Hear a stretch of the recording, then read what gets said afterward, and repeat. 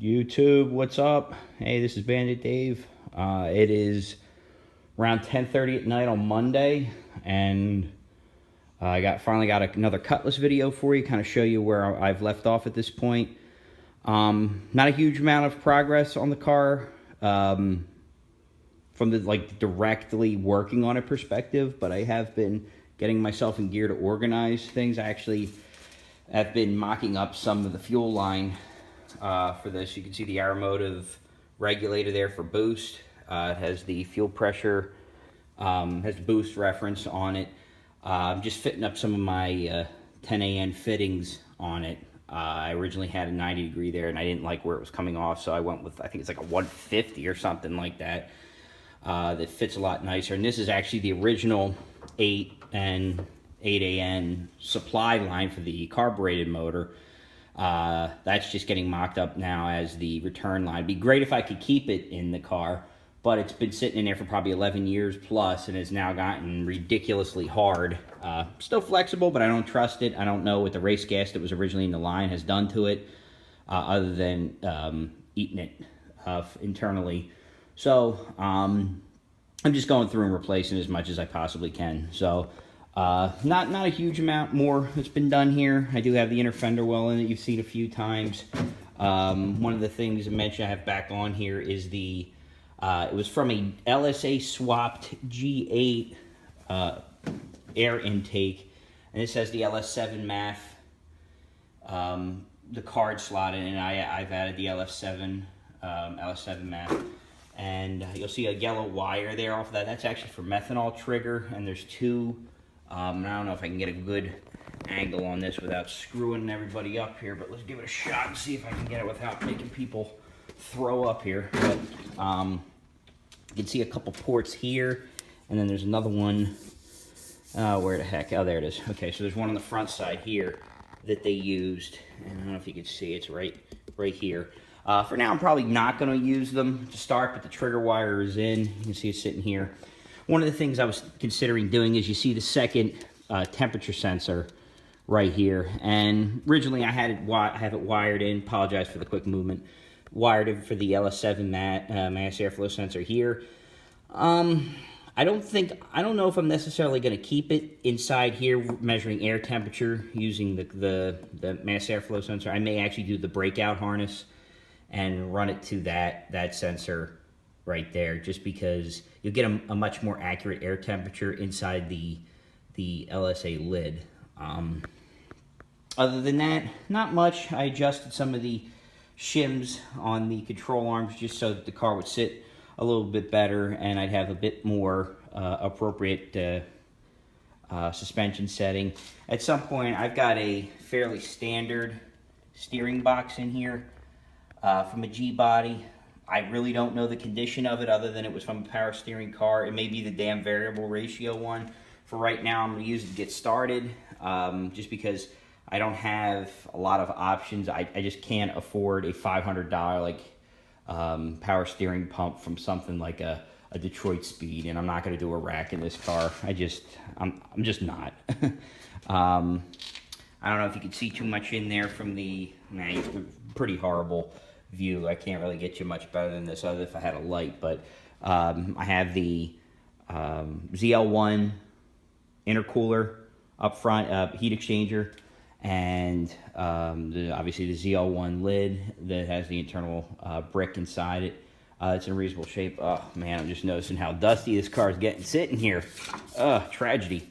But it's getting there. I'm getting really close to getting this car started. I'd say a few more weeks, and I've said that about 10-15 times on these videos, but I'm getting there. You can see most of this front suspension is complete. You can see the Z06 C5 Z06 brakes. There's a dual piston up front, and I have some more stuff on the bench back there. I don't have the sway bar in yet, just because you need to really put that in when it's loaded on the ground. But I still have to do all alignment and everything else. So I'm not rushing. I'm going to get it to the point where I can actually start the damn thing. But going back this way, one of the things I wanted to show, some more work in the trunk. Fuel cell's finally mounted. I don't remember from my last one. This is fully mounted. I'm going to do some prettying up as far as trimming some of the straps, but it's extremely sturdy. And I just started doing some of the wiring that I've ran in here, and you can see this is the main power line that runs into the fuel, controller. Actually, you know what I can do? I've got a drop light. Let me just grab the drop light real quick here, and I can give you a little bit better. I broke my old one, so now I got this monster one here, and let me actually do the blinding. And it's got a nice magnetic base to it, so I can actually give myself a little bit better light here. So you can see, I think I can put both of them on too. Give me a second here. And I'm wrong. So what I'll do is kind of bend it this way a little bit so you get a little bit better light. So you can see I ran it off the A1000 pump along the inside of the trunk, and I apologize if that's washing out. Hopefully you can see it. And then to the proper terminals on the A1000 controller, and let me see if I can get it without doing some eclipse action here. But there you go. It's not the best, but you can see where it's supposed to be hooked up there, and that's per what the Aeromotive specifies. This is the original wire from the front. The yellow wire is the original wire from the relay up front. So what I'm going to end up doing is actually tying the wires off that I need to, run back to the front and send that up towards the front, and use that as like my guide wire to bring it up to the front of the car.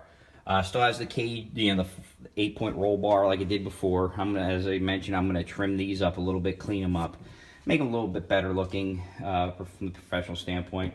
Have all the wiring and everything supplied with the controller, so it's very nice kit from Aeromotive. This is the 15-gallon Aeromotive internal tank, internal to tank fuel system, and it comes with the 90 ohm sensor, and it's a 10 AN pickup that I'm using from it. And this line will run from here down to the fuel filter there, and then it goes through. It's 100 micron, which is enough for what I'm doing. And then you see here, there's originally a baffle. I'm sorry, not a baffle, a O-ring that passes through. That was where the original fuel line went through. I'm going to use that for the return.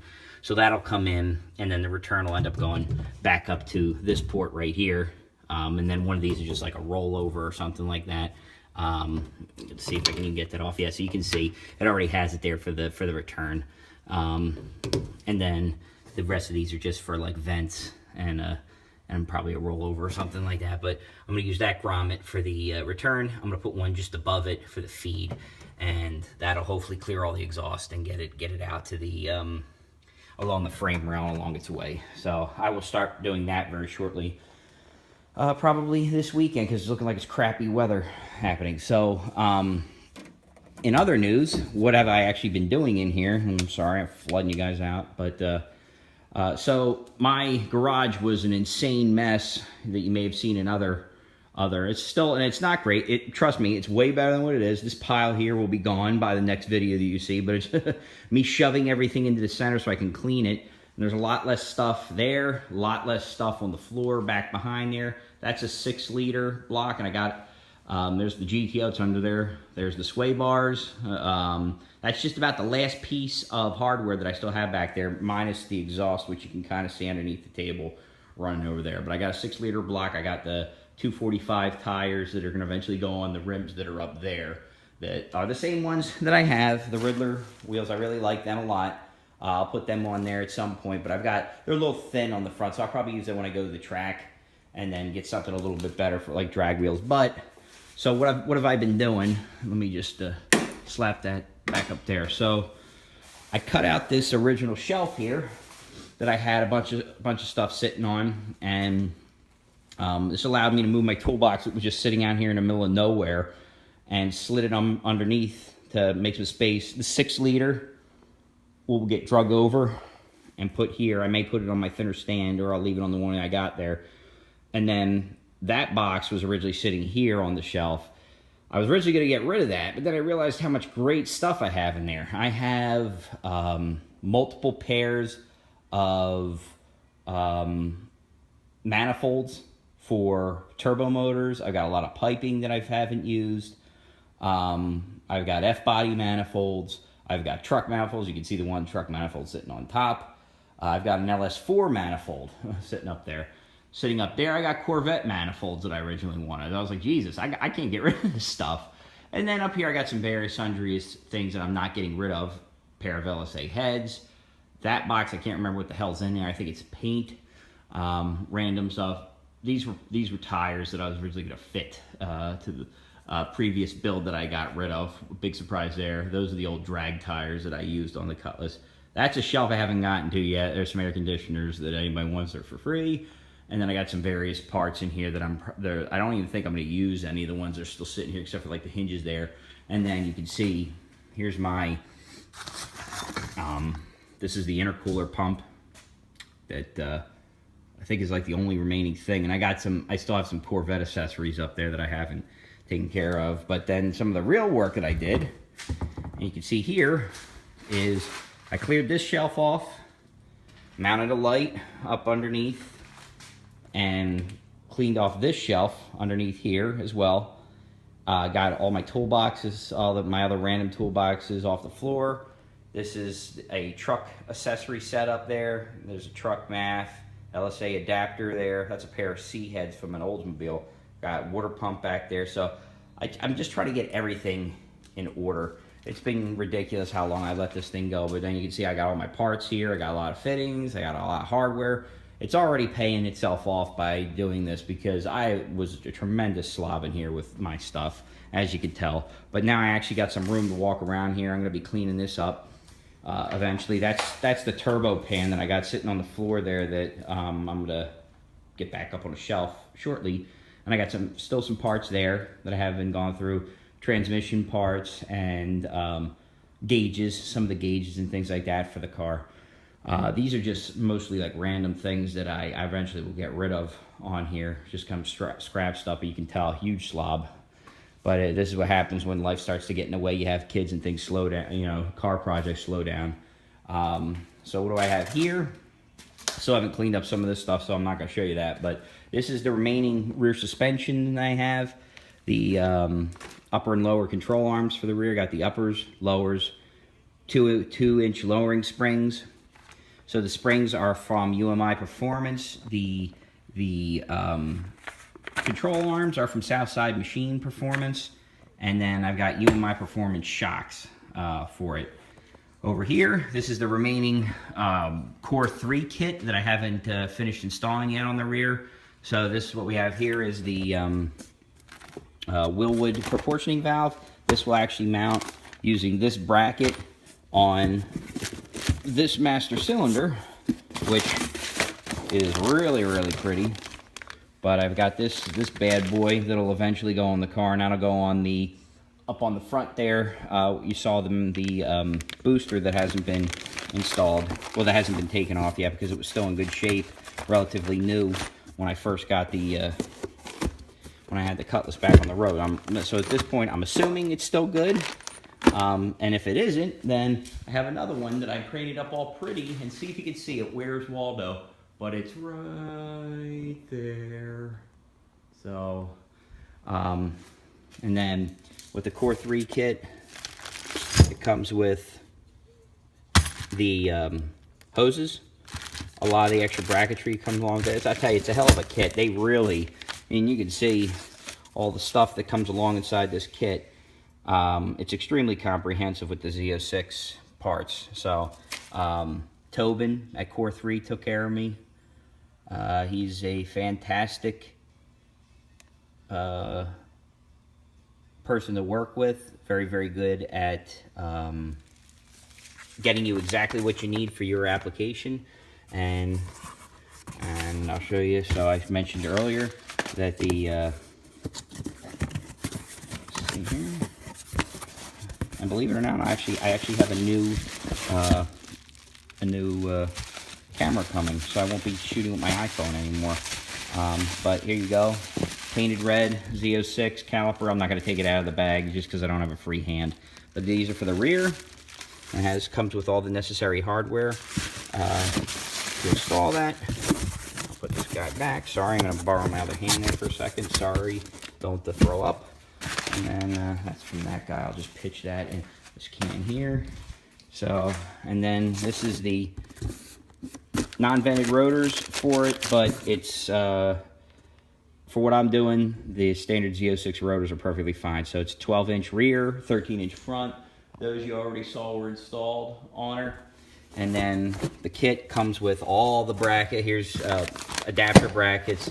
Here's the pads for it. More adapter brackets. The caliper brackets that help for the pads to slide. All the hardware to bolt the caliper on. And everything else to get this system in place. And it is, I tell you, when I say it's a comprehensive setup, holy crap. Like, these guys do a very nice job. So, then it's just a matter of me finding which box was the directions in and getting it together. And then here's all my fuel line. Oh, you guys, you're not, oh my God, you're not using hard line. Well, to get the damn thing going, I got a really good deal on all these, all the fittings and the hose from A1 Racing Performance. They're right over the bridge in Pennsylvania from me. And they have extremely good deals, amazing support. They have a lot of their products are in ACO Raceway, so I can go to the shop if I need to there at the speed shop and get it taken care of. So I mean, I like them a lot. They've never given me a problem. Oh, there we go. Yeah, I've got my priorities straight here. There's Monday Night Football going, and I'm not gonna trip and kill myself here. But let's see what's over here in this box. Yep, see, almost went down. That's some hose from the transmission pool that I'm not using. And let me put this right here. So what do I got in here? Oh, okay, so this is for the supercharger. This is the fluid for the supercharger. What the hell's in here? Oh, this is my Matt Happel, i.e. Denma tune for a startup ECU for the LSA. And brackets for the trans. Oh, there's a shifter down there. Okay. A shitload of wiring. I'm sure I must have just thrown that in the box. I have no idea what that is. That's probably not used there. And then this is my, yeah, so you can see there's the sports shifter. This is one of the gauges. I just showed you in a previous video the gauges I had for the, but there you go. There's my air fuel, my AIM, AEM air fuel ratio gauge for O2 sensor. And that comes with very, not a cheap gauge. That's all I'll say. Here's some of my adapters. I got another one in there. This is for my fans. But you know, I love gauges, so I want to make sure that I have all that stuff. And then over here, you saw so here's the pump from this is, I believe, if I remember correctly, this is a pump from a GT500. I could be wrong. My plugs, I'm probably going to change the plugs on them. This is some additional hardware from the transcooler. This guy right here is an LSA CTSV power steering bracket, a power steering reservoir. And I saw a couple different ways that I could possibly mount this. I'm not totally decided on what I'm going to do there on that, but you'll obviously see an update on that. This is for my All-Star Performance. This is the upper radiator hose inlet that gets screwed in. It's O-ring fitting. This is from Monkey Fab. This is, God, I don't even know how long I had this. This is a combo breather overflow tank setup that I'm using on the car. And this will probably get mounted where the original air conditioning unit was. And I may actually use this unit, if I can figure it out, I may actually use this unit. You know, now I'm thinking about it, I probably can't use it because it doesn't have two fittings on it, but while it was cool, outlasted, I was going to use this as my reservoir for the coolant for the supercharger, but that's not going to happen. So here's the breather for it. I'll just use this as an overflow. I'll figure something out. And then some various sensors. Here's one of my O2 sensors. Here's the other O2 sensor. Sorry, it's probably not shooting in there. There's the breather I showed a minute ago. And this is my kick down for the 4L80. And I got random hardware in there. And this is O2 sensor bung. This is I probably will end up using this for my, and this is something that was originally left out, and he sent it to me. Great, the customer service sent it up to me after the fact. I didn't even realize I didn't have it. So, pretty damn good customer support there. But yeah, so yeah, that's the update. It's a nice long-winded update for you on the Cutlass and getting there. There's the goat. There's one of the inner fender wells for the passengers. I'm sorry, for the driver's side that hasn't been installed yet. But she's getting there, slowly but surely. She's getting there. I don't know. I'm not gonna get under the car to show you the trans cooler at this point. Once I have her up in the air, I'll do that for you. But you know, here she is. She's going to get it there. At some point, I'll have it to the track. We'll run it. We'll get some times on the 5.3. If I blow that bastard up, I got a 6-liter over there. I got another 5.3 sitting over there in the pile. So I got plenty of attempts left in me. Just going to be nice once I get this car up and running. I'm probably going to end up leaving the cowl induction hood for now. But, you know, I'm going to change the stickers, obviously, because I no longer have the 403 olds in there, and this is all my shit that I'm putting together. So, I appreciate it, guys. Comment, you know, please ask any questions if you have it. Let me know if you know, it's the first time you guys are watching. Please subscribe. Hey, if you want to give anybody else some heads up that I'm doing this, please tell them to come on over and subscribe. But thanks a lot, guys, and keep on watching. Take care.